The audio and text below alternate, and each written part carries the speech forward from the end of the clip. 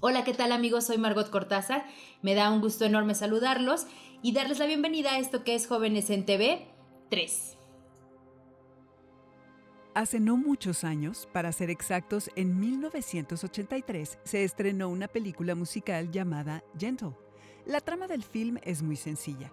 En Polonia, una joven judía se hace pasar por hombre para poder estudiar en una escuela de chicos, pues se percata de algo. Toda su vida estará condicionada por el simple hecho de ser mujer. ¿Te suena conocida la historia? La obra, sin ser una maravilla, es recordada por dos cosas. Nunca antes una mujer había escrito, producido, dirigido y actuado en una película, como lo hizo Barbara Streisand en este taquillero film.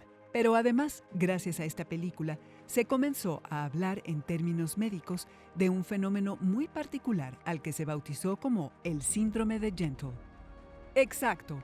La gran mayoría de las personas asociamos los infartos con los hombres, pero te sorprendería saber que desde hace más de 4 décadas los accidentes cardiovasculares son más frecuentes y peligrosos en las mujeres por una razón. Los síntomas de infarto en las mujeres difieren a los que experimentan los hombres. A ellas no se les tapan las arterias ni les dan dolores en el brazo. Les suele doler el estómago y sienten asfixia, por ejemplo. En consecuencia, no son diagnosticadas con precisión. De hecho, la tecnología desarrollada para detectar y prevenir infartos se centra en un tipo de corazón. ¿Adivinaste? El del hombre. En muchísimos otros casos clínicos, las mujeres reciben diagnósticos y tratamientos erróneos, a menos de que los síntomas o enfermedades que sufran se correspondan con las de los hombres. A esto se le conoce, repetimos, como el síndrome de Gentle. Y si en Jóvenes en TV lo explicamos con el ejemplo del infarto, es porque buscamos construir una metáfora muy clara y comprensible para todos. Triste, durante siglos, como sociedad, nos hemos olvidado del corazón femenino. ¿Nos acompañas a entender cómo es esto? Supongamos que una mujer y un hombre van al doctor con los mismos síntomas. De acuerdo con la periodista española Rosa Montero, en el artículo Dos veces doloridas, es muy probable que la mujer reciba ansiolíticos y antidepresivos como tratamiento, mientras que el hombre normalmente será canalizado para realizarse pruebas diagnósticas. O como dice la periodista, a nosotras no nos creen y a ellos sí. De hecho, ¿sabías que la mayoría de los fármacos se han desarrollado y enfocado en ellos? ¿O que hay más estudios y medicamentos para tratar la disfunción eréctil que para controlar los dolores menstruales? Los primeros atacan a un porcentaje bajo de hombre, los segundos a muchas mujeres. Lo que trato de decir es que el síndrome de Gentle está muy difundido en el importantísimo sector de la salud, pero lamentablemente también en nuestra vida cotidiana, incluso a niveles simbólicos. Nuestro mundo, tal y como lo conocemos, como lo hemos construido, ha sido mayoritariamente nombrado desde una perspectiva masculina y, en el peor de los casos, machista. Y este sistema patriarcal termina afectándonos a todos, incluidos los varones. ¿Alguna vez te han dicho que los hombres no lloran? Bueno, pues la cuestión es que desde hace más de 3 siglos irrumpió un movimiento gracias al cual las mujeres gozamos de muchos derechos. Sí, el día de hoy hablaremos del inicio del movimiento feminista. ¿Cómo fueron las mujeres de las primeras obras feministas? ¿En qué condiciones vivían? ¿Cuánto ha cambiado el mundo en los últimos siglos? ¿Hemos mejorado? Yo soy Margot Cortázar y este es tu programa de conciencia histórica. El pasado no ha pasado. Conéctate. Te sugiero que no le cambies de canal porque, en efecto, como se dice en el feminismo, las decisiones personales son también políticas. París era una fiesta. Después del triunfo de la Revolución Francesa hacia finales del siglo XVIII, las expectativas de un mundo mejor crecían para todos lados. Con la Declaración de los Derechos del Hombre y del Ciudadano se buscaba la igualdad, la fraternidad y la hermandad. Aquello era una fiesta. Sin embargo, no todos, o mejor dicho, no todas, estaban invitadas al banquete. Resulta que la citada Declaración de Derechos inexplicablemente excluyó a las mujeres. Era imposible entender por qué, si se buscaba la igualdad universal, no se contemplaban los derechos de la mitad de la población, es decir, de las mujeres. Es entonces cuando dos pensadoras levantan la voz y escriben sendos textos que son considerados las bases de la primera ola del feminismo. Se trata de Olympe de Gouges, quien, replicando el texto de la Revolución Francesa, escribe Los derechos de la mujer y de la ciudadana. En él reivindica los derechos civiles para todas las mujeres. El texto comenzaba así: Hombre, ¿eres capaz de ser justo? Una mujer te hace esa pregunta. Mientras tanto, en Inglaterra, surge la figura de otra pionera del feminismo, Mary Wollstonecraft, cuyo texto, Vindicación de los Derechos de la Mujer, suele ser citado también como la génesis del feminismo. A grandes rasgos, Wollstonecraft plantea que las diferencias entre los géneros no son producto de la naturaleza como se venía pensando, sino de un determinado orden cultural, básicamente de la educación, y por ello propone que tanto hombres como mujeres deben recibir una educación igualitaria. Estas mujeres revolucionaron su mundo e hicieron que muchas féminas comenzaran a cuestionar este rol tan apabullante impuesto por la sociedad.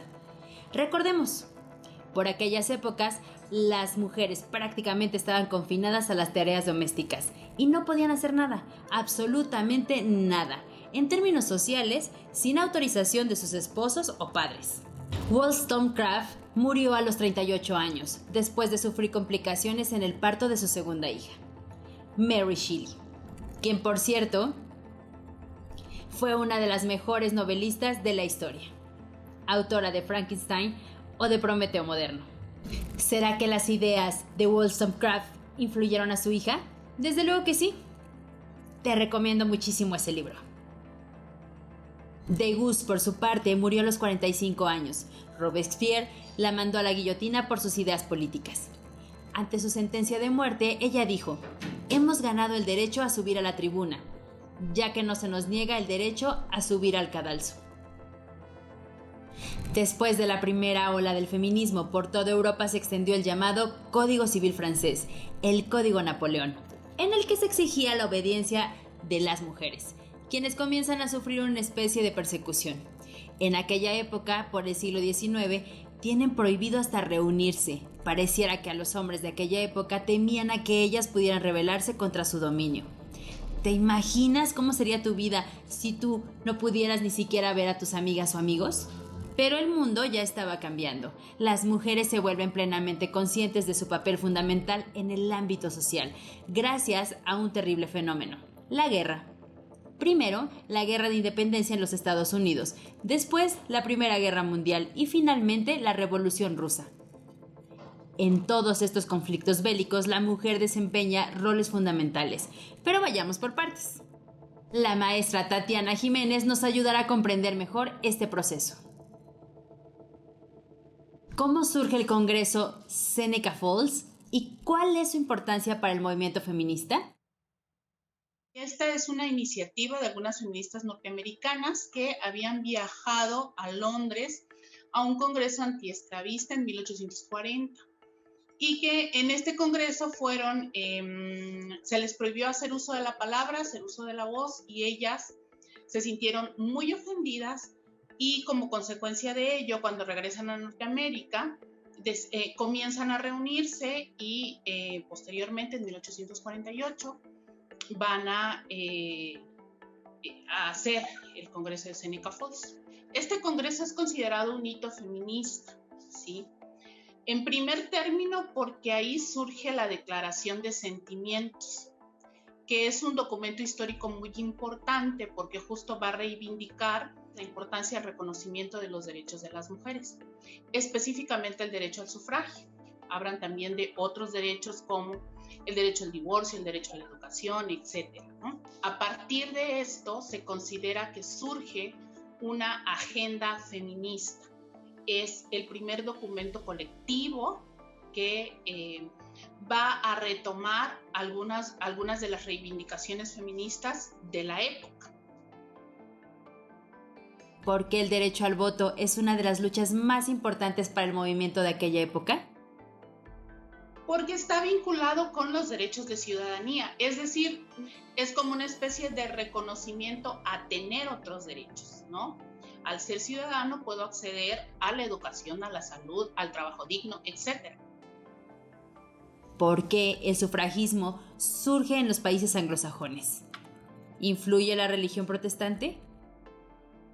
Se considera sobre todo que tiene que ver con que los países anglosajones son de tradición liberal, tradición ilustrada, y entonces si hacemos como una especie de historización del feminismo, vamos a encontrar que va a ser justamente con la reivindicación de los derechos del hombre y el ciudadano, que va a comenzar uno de los hitos fundacionales del feminismo, que es pues la Declaración de los Derechos de la Mujer y de la Ciudadana, redactado por Olympe de Gouges. Esta apertura que había dentro del protestantismo a que las mujeres pudieran educarse y pudieran leer por sí mismas la Biblia, va a crear cierta agencia social en las mujeres que deviene de la educación, y que esta es una constante además en la historia del movimiento feminista. No es casualidad que sean las maestras mexicanas, las que estudiaron en el siglo XIX en las normales, las que van a fundar la primera ola feminista en 1916.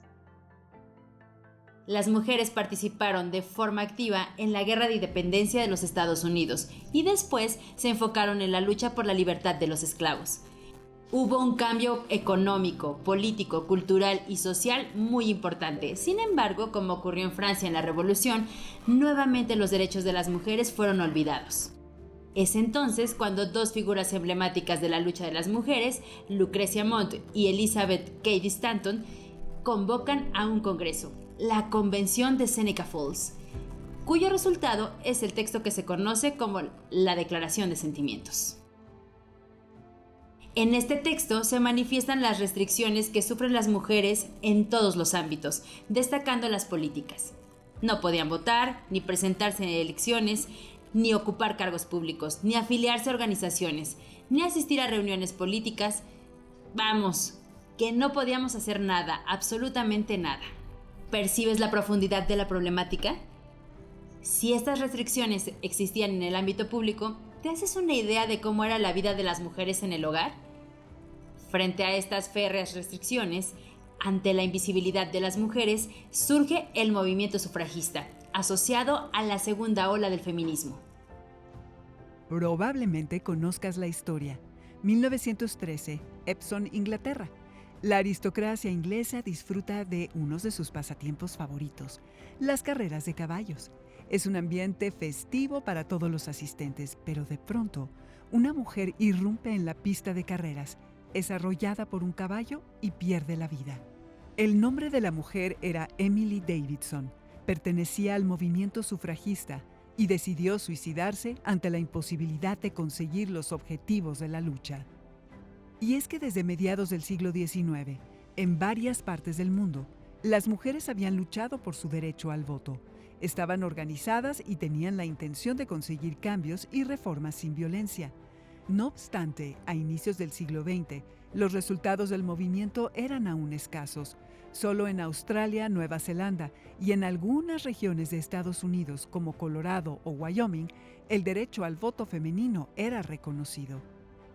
Por el contrario, en la mayoría de los países, las mujeres sufragistas eran ridiculizadas, caricaturizadas, dibujadas como solteronas amargadas o bien masculinizadas. Se vendía la idea de que las sufragistas querían ocupar el lugar de los hombres, quienes serían recluidos al hogar, algo muy similar a lo que pasa hoy en día. Entonces, ante la insistencia de las democracias liberales de invisibilizar a la mujer, surge una corriente, un ala del movimiento sufragista, que opta por la acción, por otros métodos de lucha distintos a las palabras, sobre todo en Inglaterra. Las sufragistas irrumpen en mítines, incendian comercios, sabotean a políticos, se encadenan e incluso realizan huelgas de hambre. Después de la primera década del siglo XX, el movimiento sufragista está más activo y poderoso que nunca en varios países. De hecho, en 1910 se celebra en Copenhague la Segunda Conferencia Internacional de Mujeres Socialistas. en la que, a petición de la alemana Clara Zetkin, se proclama el 8 de marzo como el Día Internacional de la Mujer Trabajadora. Seguro que has visto en las noticias cómo esa fecha del calendario sigue siendo un suceso importante para actualizar las demandas del movimiento de la mujer. Incluso las mujeres rusas comienzan a teorizar sobre la emancipación femenina mediante la sexualidad y la lucha de clases. Entre ellas destaca la figura de Alexandra Kollontai, quien en 1911 escribe el libro Las relaciones sexuales y la lucha de clases. Los avances parecen inminentes, pero entonces, el 28 de julio de 1914, estalla la Primera Guerra Mundial. Como sabes, las principales potencias europeas se enfrascaron en una terrible y cruenta batalla. Debido a esto, la lucha reivindicativa de las mujeres queda temporalmente pausada por la situación coyuntural tan compleja que se vivió. Pero, atención, no podemos olvidar una cuestión fundamental. Como miles de hombres se fueron a la guerra, las mujeres ocuparon puestos laborales que antes les eran negados. Literalmente, en diferentes países, las mujeres se convirtieron en el motor de la sociedad. Atendían a sus familias, reactivaban la economía y muchas de ellas trabajaban elaborando materia prima para la funesta guerra, como municiones, por ejemplo. La mujer siempre había trabajado, aclaremos, pero bajo los terribles efectos de la guerra, su participación en el campo laboral era más tangible, a tal grado que la vestimenta femenina comenzó a transformarse. Atrás quedaron los agobiantes corsets. Era necesario un atuendo más práctico para trabajar en las fábricas. De esta forma, la vestimenta se convierte en un símbolo de nuevo rol femenino, pero también, de forma paradójica, la industria de la moda comienza a estigmatizar a la mujer como un objeto ligado al consumo. Pero no solo eso, durante esta época, varias figuras femeninas comienzan a destacar en el plano ideológico y político. La polaca Rosa Luxemburgo es un ejemplo de esto. Desde una óptica marxista, la economista se opone a la guerra y reivindica el papel de la mujer. Durante la guerra, ¿cuál fue el papel de la mujer en términos laborales e ideológicos? Los hombres se van a pelear a la guerra y entonces las mujeres tienen que suplir su lugar. Y como consecuencia de esto se da también una especie de autonomía, ¿no? Autonomía económica de las mujeres. Cuando los hombres regresan, las mujeres nuevamente son relegadas al ámbito privado, ¿no? Es bien importante mencionar que las luchas feministas en el momento de la guerra, digamos que tienen un receso, porque también había una idea con estos fervientes nacionalismos que se encontraban en el escenario político, de que primero tenían las mujeres que priorizar los intereses patrióticos y después sus intereses particulares como feministas. Y bueno, en este contexto no hay que olvidar que las mujeres rusas justamente van a protestar porque Rusia se encontraba como uno de los países en guerra durante la Primera Guerra Mundial, y esto había tenido un alto costo económico para la población rusa. Entonces las mujeres rusas van a salir a protestar justamente un 23 de febrero del calendario ruso y un 8 de marzo en nuestro calendario. Van a salir a protestar por la hambruna que estaban padeciendo, con el lema de pan y paz, para exigir que se terminara la participación de Rusia en la Primera Guerra Mundial, ¿no? Entonces son como muchos escenarios en ese mismo contexto. ¿Cuál fue la importancia de personajes como Rosa Luxemburgo en el movimiento feminista? Ella era sobre todo una sufragista universalista. ¿Qué significa esto? Que ella era muy crítica de los feminismos burgueses, ¿no? Quienes sí, en efecto, reivindicaban el derecho al sufragio, pero al sufragio censitario, aquella especie de sufragio que únicamente le reconocía la posibilidad de ciudadanía a quienes tenían bienes públicos, educación, a un sector privilegiado. Y las mujeres burguesas, las mujeres sufragistas, inglesas, norteamericanas, de alguna manera reivindicaban también este sufragio. Rosa por eso va a ser tan crítica con el movimiento sufragista, porque lo que a ella le interesaba poner en el centro de la discusión era el tema de los derechos de las mujeres, pero sobre todo el tema de la clase social. A ella le interesaban mucho las reivindicaciones de clase. Y ella entendía también, evidentemente, que tenían que ir relacionadas con las problemáticas de las mujeres, porque si esto no ocurría, pues entonces las problemáticas de las mujeres quedarían subsumidas en la problemática de clase. ¿De qué manera influyó el cambio de vestimenta de la mujer en el movimiento feminista durante la guerra? Pues la posibilidad de utilizar ropa diferente, ¿no? Como pantalones, esto va a alterar de alguna manera, pues sobre todo el tema de las costumbres y digamos como de las normas de género. Aún se discute si el derecho al voto femenino fue finalmente reconocido por la participación de la mujer durante la guerra o si derivó del movimiento feminista. La cuestión es que poco a poco las principales potencias mundiales comenzaron a reconocer este importante derecho. En Rusia, por ejemplo, después de la guerra y de la Revolución de 1917, los derechos de la mujer fueron reconocidos. No solo los políticos y sociales, sino también los sexuales y reproductivos. La fracción bolchevique del Partido Socialista contemplaba en su programa la integración y desarrollo de la mujer en todos los aspectos. Claro está, después de vencer férreas resistencias y de acalorados debates con otras fracciones del partido. La situación no era tan sencilla. En Reino Unido se reconoce el derecho a voto a las mujeres en 1918 y 2 años más tarde sucede lo mismo en Estados Unidos. Y aunque hay algunas restricciones, por ejemplo, en Inglaterra solo podían votar las mayores de 30 años y en Estados Unidos únicamente las mujeres blancas.